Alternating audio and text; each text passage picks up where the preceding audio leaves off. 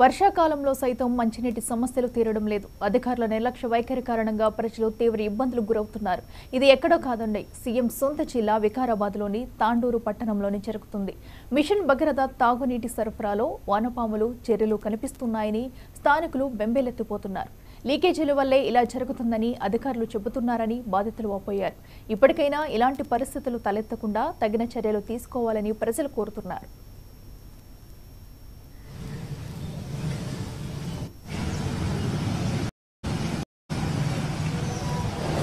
నోట్లో పెట్టక నీళ్ళు తీసినప్పుడల్లా అదే ఉడికొస్తాయి.